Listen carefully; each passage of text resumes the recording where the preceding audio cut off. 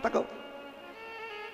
अब इस पूरी 4-5 दिन में 7 दिन में 1 दिन धर्म पत्नी का फर्ज अदा करिए, धर्म पत्नी का फर्ज।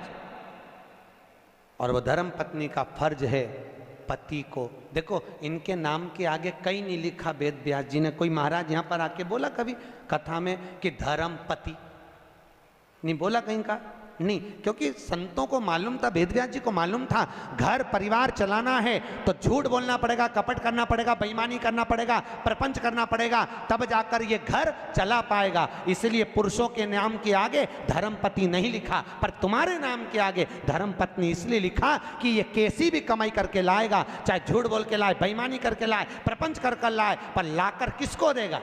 अरे बोलो तो धर्म पत्नी को। और तुम्हें ला कर देगा तो तुम धर्म के पथ पर चलना, उसकी कमाई में से थोड़ा सा निकालना, तो धर्म में सत्कर्म में शिव महापुराण में लगाना, तो पति को भी बैकुंठ ले जाना और खुद भी चली जाना। पर माताओं ने उसकी कमाई में से निकाला तो सही, पर शिव पुराण में लगाने की जगह डेंटिंग पेंटिंग में लगाया ही। अब पुराण में तो कम लगा, अब पुराण में लगा, धर्म में लगाई, सत्कर्म में लगाइए, भजन में लगाइए। नाम तुम्हारा क्या है बोलो तो? धर्म पत्नी। एक आध बार पूछा करो अपने पति से, दिन भर कमाते रहते हो, 5 मिनट की फुर्सत नहीं भगवान का नाम लेने की। कथा हो रही है बैसाख के महीने में, ना जाने कब मिलेगी, सालासर भवन में हो रही है, चलो बैठकर मेरे साथ कथा सुनो, चलो चलिए। मेरे को वो चेन्नई के महेश्वरी धर्मशाला में, महेश्वरी भवन में कथा थी, तो ताराचंद जी मोहता और जीवन जी राठी दोनों बोले गुरुजी इस शिव महापुराण के जो जजमान बने ना, इनकी पत्नी बड़ी विचित्र है।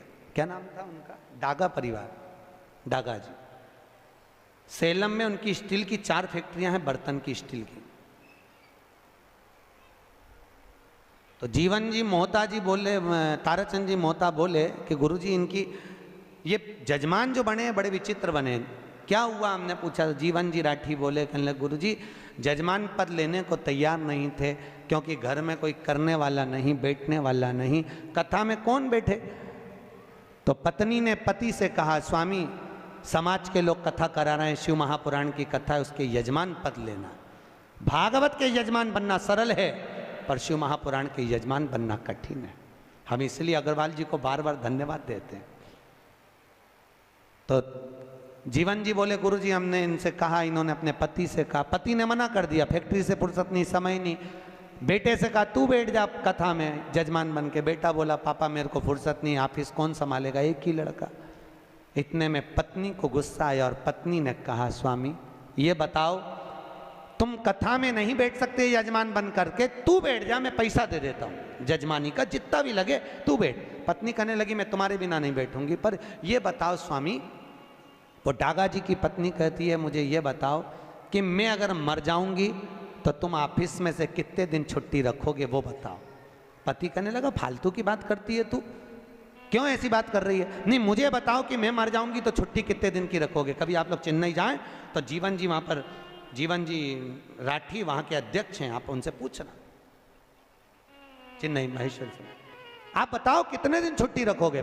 डागा जी ने कहा फालतू की बात मत कर, क्या चाहती है वो बोल, कि बस मैं मरूं तब तुम ऑफिस की छुट्टी मत करना, पर 7 दिन शिव महापुराण के जजमान यही समझकर बैठ जाओ कि मैं मर गई हूं, चलो मेरे साथ बैठो, कम से कम धर्म में तो मैं तुमको।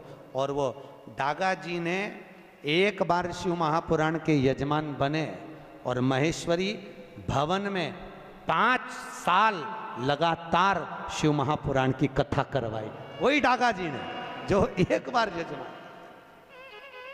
भैया शिव महापुराण के यजमान बनना बहुत कठिन है, बहुत कठिन।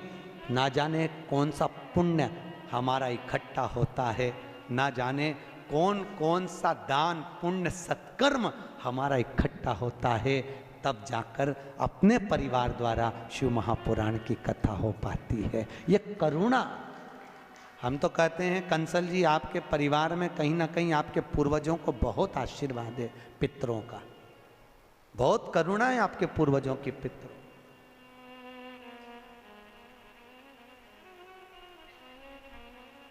और कथा भी लेने आए तो हमारे वो नीरज भैया सीधे उज्जैन पहुंच गए, महाकाल की नगरी में। हमारी शिव पुराण चल रही थी महेश्वरी महिला मंडल की, सीधे वहां भाभी जी और दोनों नीरज भैया दोनों आ गए, और उनके साथ में उनकी एक बुआ जी भी थी, वो भी साथ में। कहे गुरु जी कथा लेना है। हमने कहा कहाँ लेना है? कहे गुलबर्गा। कौन सी कथा लेना है? कहे शिव महापुराण। हमने पूछा ये बताओ शिव पुराण का मन में किसकी आया, पहले ये बताओ। तो क्या हमारे पापा के मन में बहुत है शिव महापुराण। हमने कहा समझ गए। हमने कहा ये शंकर के शिवलिंग से चिपक गया है और ये फेविकॉल का मजबूत जोड़ है। एक बार जो लग गया शिव से फिर वो छूटता नहीं। जो लग गया शंकर छोड़ता नहीं। और हम तो आपसे भी कर रहे हैं, मौका मिले शंकर की कथा को श्रवण करने का, बाबा महेश की कथा को श्रवण करने का, भगवान शिव की शिव महापुराण श्रवण करने का, एक क्षण की देरी ना करें। सुनो, क्षण भर सुनो, आधी में पुनि भले थोड़ा सा। बिंदुक की धर्मपत्नी चंचुला देवी धर्म से दूर थी, सत्कर्म से दूर थी, भगवान की कथा से दूर थी। बिंदुक जो कमा कर लाता वो चंचुला देवी को देता, पर चंचुला का चित्त नहीं लगता। एक दिन बिंदुक धन तो लाया, प्राण छूट गए, पर चोरी का धन लाया था, इसलिए प्रेत योनि में चले गया। प्रेत योनि में चले गया, भटकता रहा। चंचुला देवी को लगा क्या करूं, अब चंचुला देवी बेधव्य हो गई, विधवा हो गई, क्या करा जाए। पूरे नगर के लोग मिलकर आनंद से काशी विश्वनाथ की नगरी में दर्शन करने जा रहे हैं। कहां जा रहे हैं? जम के बोलो। काशी। काशी जानते हो? सब जानते हो? ठीक।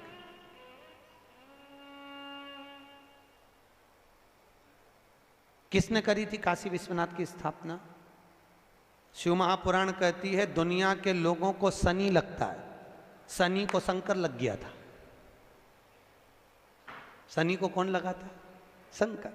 जब शनि महाराज ने अपनी माता को चरण का प्रहार करा और माता ने श्राप दे दिया, शनि जा तो तेरे पांव से अपंग होगा।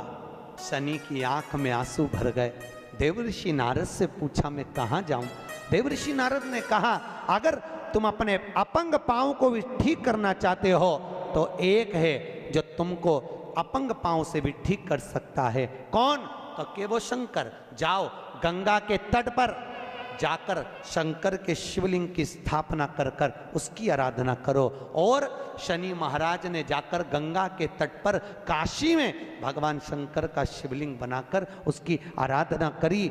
और जब आराधना करी तो शिव जी ने प्रकट होकर शनि महाराज के चरण को ठीक करा, तो चरण से शनि ने चलना प्रारंभ करा। आज भी नियम है, जिसको ढैया लगा हो, 7.5 लगा हो, जिसको ढैया 7.5 आदिक शनि परेशान कर रहा हो, एक काजल की डिब्बी ले लो, 21 बार उतारो।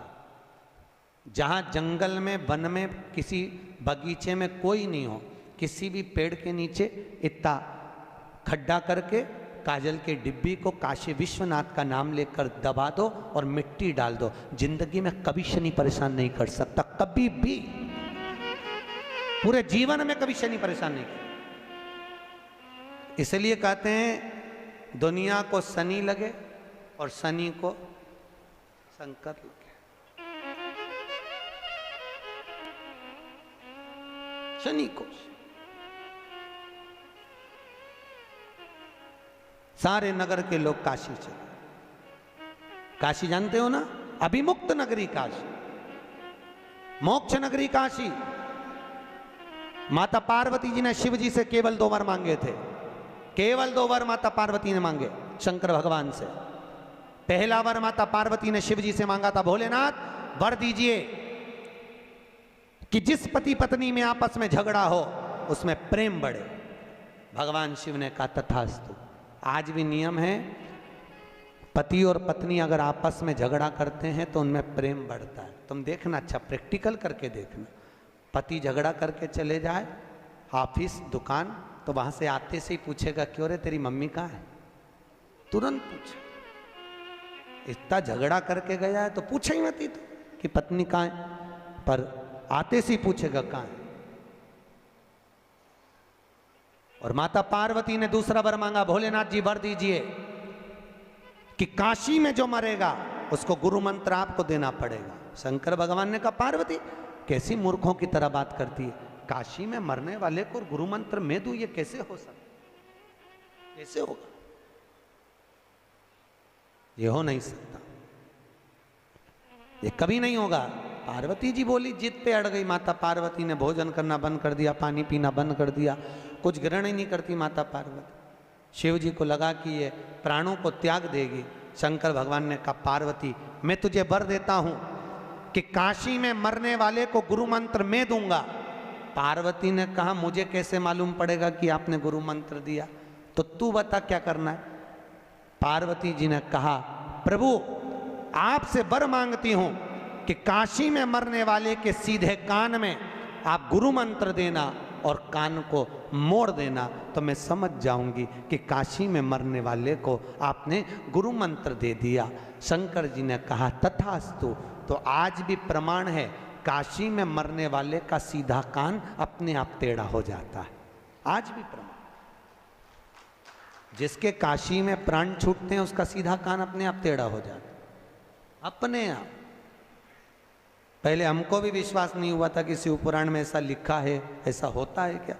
जब हम काशी में महेश्वरी भवन में कथा करने के लिए गए तो सब पूरी मंडली को लेकर हमने कहा चलो आज शिव महापुराण में लिखा है कि काशी में मरने वाले का सीधा कान टेढ़ा हो जाता है, चल कर देखें। पहुँचे मणिकर्णिका के घाट पर। भारत की भूमि के सबसे ज़्यादा मुर्दे वहीं जलते हैं।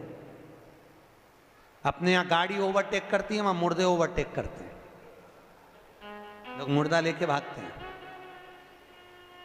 मणिकर्णिका का घाट, लाइन लगी मुर्दों की, परिवार के लोग बैठे। हमने एक मुर्दे वाले से पूछा भैया हमको इनका मुंह देखना है, कि देख लो।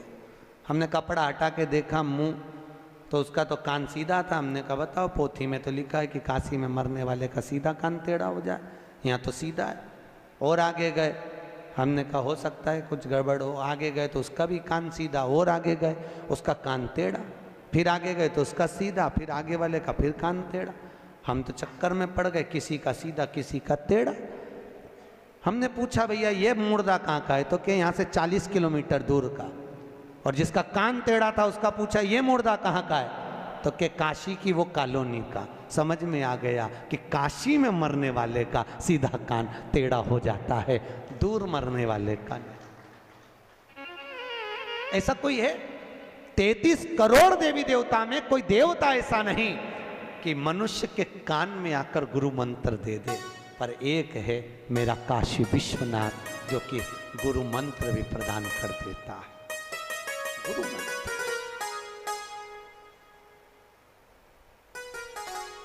इसलिए ओम नमः शिवाय, ओम नमः शिवाय, हरे हरे भोले नमः शिवाय। जपो, जपते रहो, भजन निरंतर करते। शिव का शिव का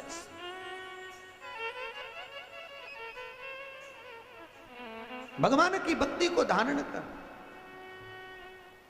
आज भी शास्त्र कहता है अगर हम काशी नहीं जाते तो 5 बार मुख से काशी काशी जप लो। क्या नाम जपना? काशी काशी। हम तो कहते हैं अपनी छोरी का नाम रख दो काशी भाई।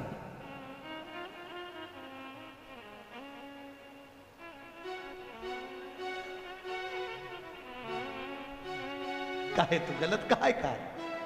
नामदेव प्रकाश।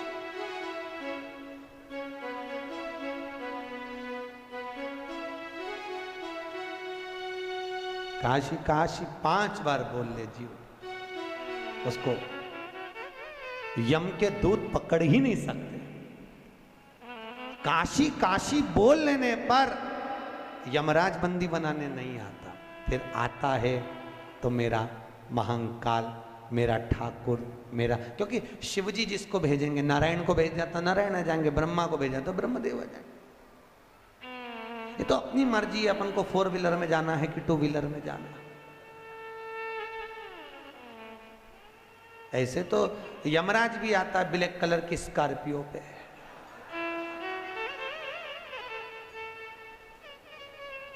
और ऐसे तो भगवान भी आते हैं 2 व्हीलर पर, गरुड़ पर। आते कि नहीं आते? अब मन अपना, अच्छा ईमानदारी से बोलो तो 4 व्हीलर में बैठने में मजा आता है कि 2 व्हीलर पे? सत्य बोलना है, 2 व्हीलर पे। क्यों? 4 व्हीलर में पति इधर पत्नी इधर, 2 व्हीलर पे 2 व्हीलर। इसलिए भगवान से कहते रहा करो, भगवान कृपा करना, हमारे लिए 4 व्हीलर मत भेजना, हमारे लिए तो हमारा ठाकुर, हमारा काशी विश्वनाथ नारायण को भेजे। जब वो गरुड़ पर चढ़कर आए, जैसे लक्ष्मी पीछे से बैया डालकर बैठे, ऐसे मैं नारायण के बैया डालूं और उड़कर सीधे चले जाऊं, ऐसी करुणा। नहीं, अगर 4 व्हीलर पे जाना हो, ब्लैक कलर की स्कॉर्पियो पे, तो मर्जी तुम्हारी, मन तुम्हारा।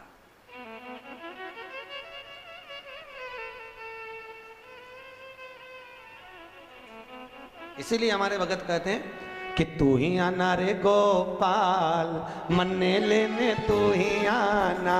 अरे तू ही आना रे गोपाल, मन्ने लेने तू ही आना। ओ मन्ने लेने तू ही आना, के मन्ने लेने तू ही आना, मन्ने लेने तू ही आना, ओ मन्ने लेने तू ही आना। अरे तू ही आना रे गोपाल, मन्ने लेने तू ही आना। तू ही आना रे गोपाल, मन्ने लेने तू ही आना। दोनों हाथों से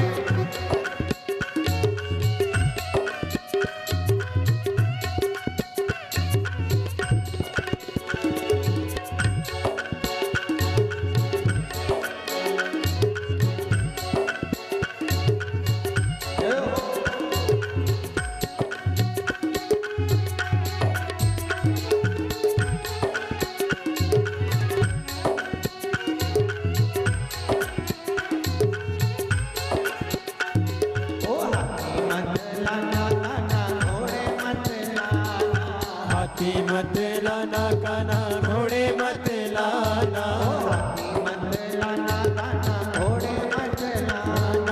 हाथी मत लाना काना घोड़े मत लाना।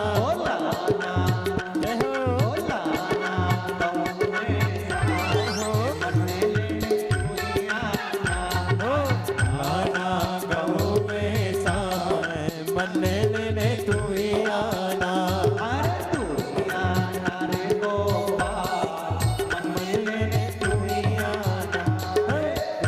आना गोपाल, मन्ने लेने तू ही आना।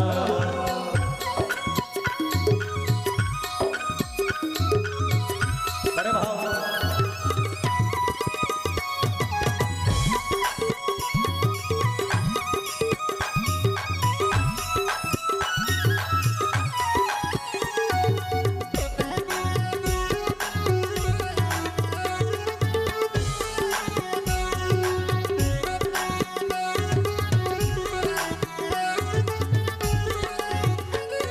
नौमी मत आना काना दसवीं मत आना।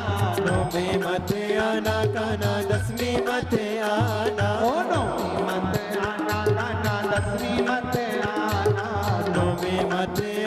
काना दसवीं मत आना।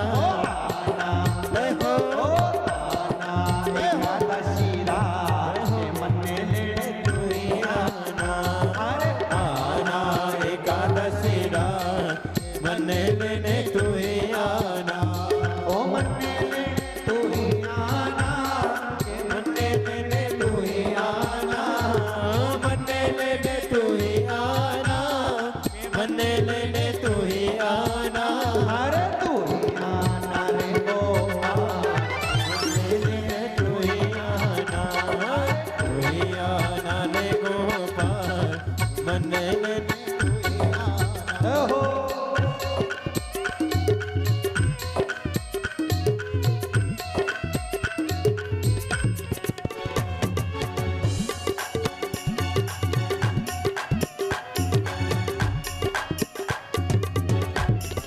बड़े भाव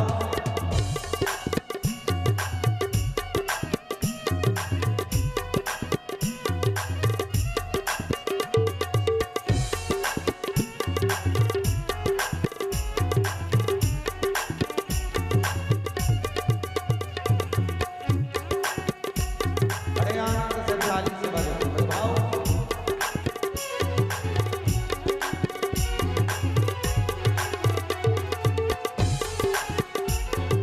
गोपी मत लाना काना ग्वाले मत लाना, गोपी मत लाना काना गाने मत लाना, ओ गोपी मत लाना काना ग्वाले मत लाना, गोपी मत लाना काना गाने मत लाना, बोला ना हो बोला ना हो लाना लाना सा के मन्ने लेने तू ही आना, लाना राधा सा मन्ने लेने तू ही आना, ओ मन्ने लेने तू ही आना के मन्ने लेने तू ही आना, मन्ने लेने तू ही आना, मन्ने लेने तू ही आना, अरे तू ही आना रे गोपाल, हो मन्ने लेने तू ही आना, अरे तू ही आना रे गोपाल, मन्ने लेने तू ही आना।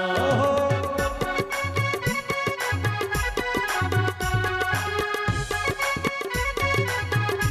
बड़े भाव से दोनों ओहो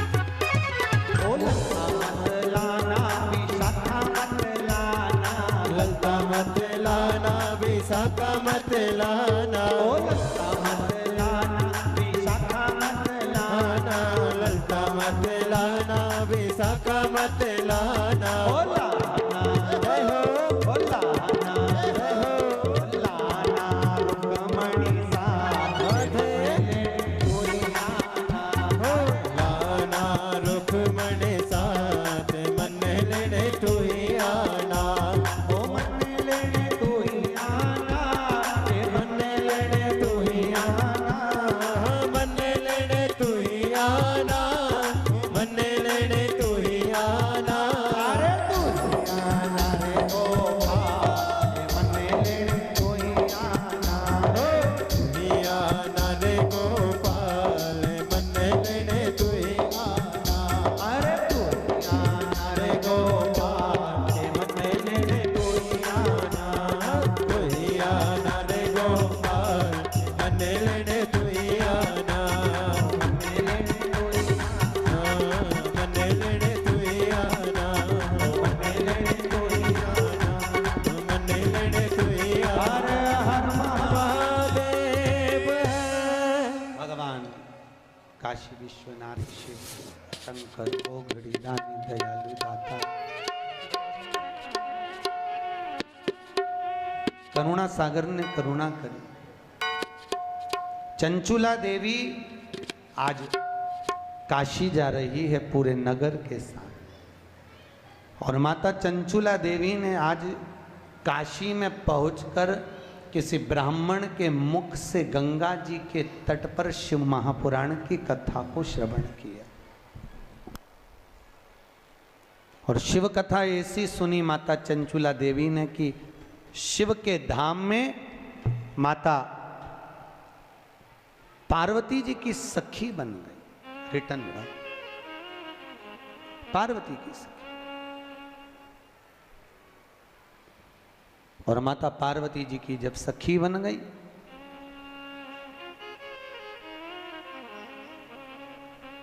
चंचुला देवी की आंख में आज आंसू है। पार्वती जी ने पूछा, चंचुला क्या बात है चंचुला, जो तुम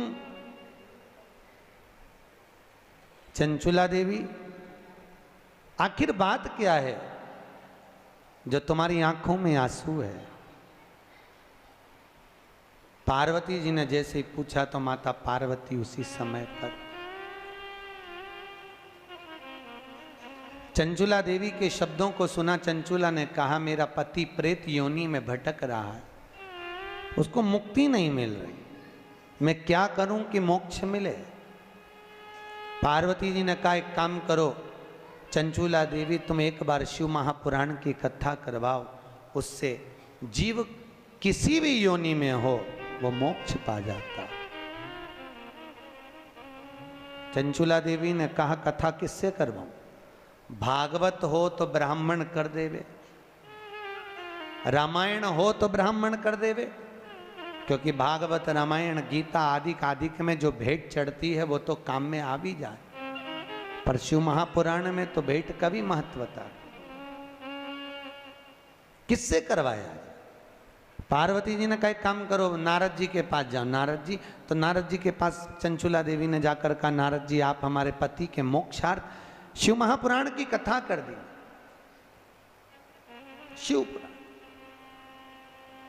नारद जी ने कहा, भैया कथा तो मैं कर नहीं सकता, क्योंकि मुझे तो श्राप लगा है कि मैं एक जगह पे बैठ नहीं सकता। अच्छा, नारद जी को जो श्राप लगा, ऐसा श्राप किसी किसी को लगा रहता है, ऐसा नहीं है।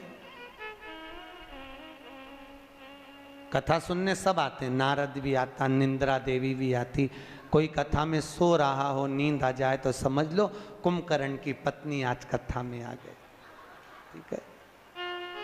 और कोई कोई व्यक्ति फिर आए फिर जाए, फिर आए फिर जाए, फिर आए फिर जाए, समझ लो उसमें नारद भरा गया है, क्योंकि नारद को श्राप लगा, एक जगह नहीं बैठ सकता।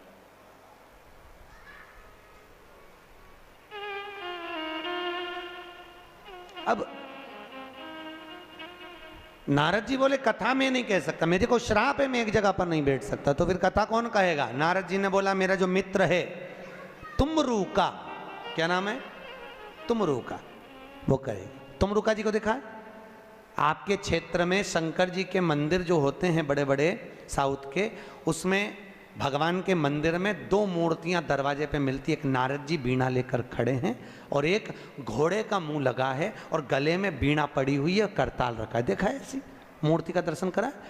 तो जो इधर खड़े हैं वो नारद जी हैं, जो घोड़े का मुख लगा है बीणा हाथ में है वो तुमरुका जी, वो नारद जी के मित्र तुमरुका। शास्त्र कहता है,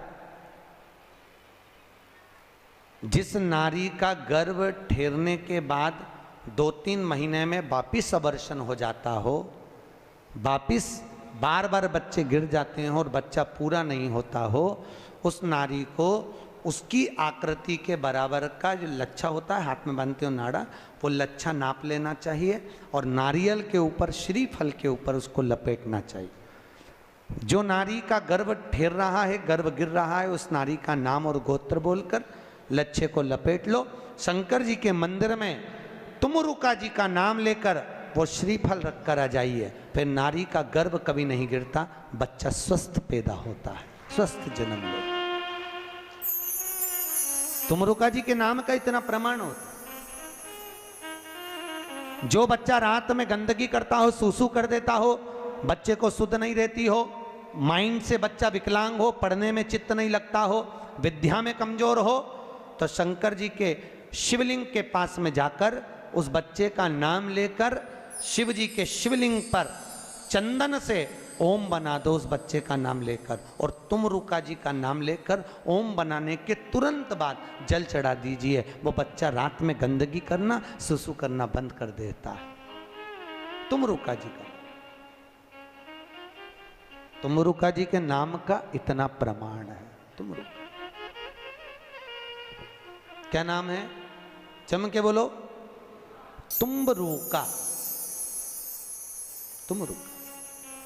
तुम रुका जी ने कहा चंचुला देवी कथा तो कह दूं मैं, मना नहीं है, पर एक बात बताओ कथा का यजमान कौन बनेगा? चंचुला देवी ने कहा मैं बनूंगी। नहीं नहीं, अगर शिव महापुराण का यजमान कोई बने तो पति और पत्नी बैठकर अगर कथा का रसपान करें तो मैं कथा कहूं। इतने में चंचुला देवी तो आंख में आंसू भर दी, मैं बेधव्य में कैसे जजमान बनूं। अब जजमान कौन बनेगा? जजमान किसको बनाया जाए? बड़ी आंख में रोती हुई आई पार्वती ने कहा चिंता क्यों करती है, शिव की कथा है, शंकर जी से विनती कर। शंकर जी से विनती करी। अब देखो शंकर जी से जब विनती करी तो भोलेनाथ ने पूछा बोल चंचुला क्या चाहती है? चंचुला देवी बोली भोलेनाथ हे विश्वनाथ, हे ठाकुर, हे मेरे शंकर करुणा करिए, मेरे शिव महापुराण का कोई जजमान नहीं मिल रहा। शिव जी ने कहा क्यों चिंता करती है, सारी पुराणों का एक ही तो यजमान है, वो मैं स्वयं। ईश्वर जी और गोरा जी यहां पूछते हैं गणगौर करते हैं कि नहीं करते? करते हैं।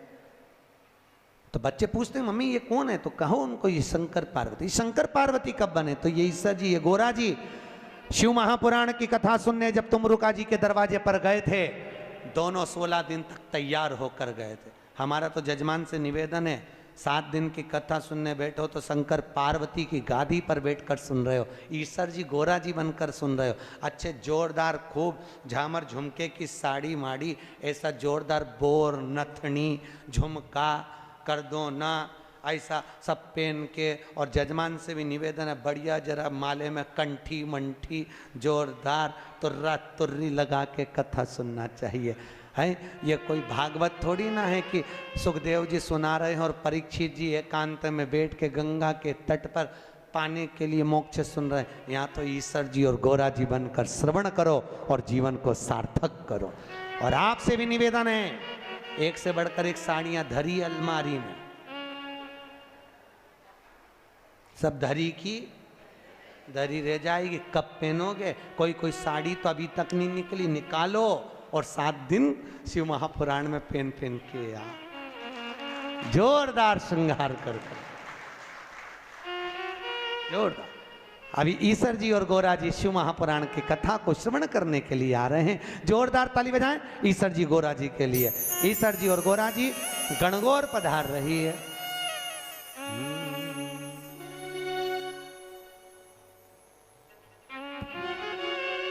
शिव शंकर चले कैलाश बुंदिया पड़ने, शिव शंकर चले कैलाश बुंदिया। ईश्वर जी गोरा जी आ रहे हैं, जोरदार ताली बजाएं।